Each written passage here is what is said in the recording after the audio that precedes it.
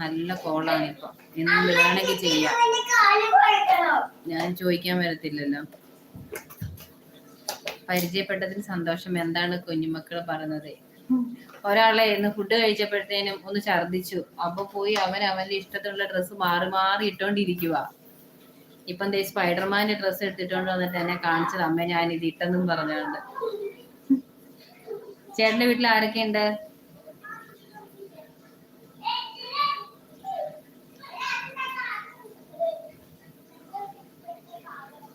ചേട്ടായി ഡ്രസ്സ് മാറി അമ്മ, ചേട്ടായുടെ ഉടുപ്പയില് പറ്റി. അപ്പൊ ചേട്ടായി മാറിയെന്നൊക്കെ ഒന്ന് കഥ പറയുമായിരുന്നു എന്നോട്.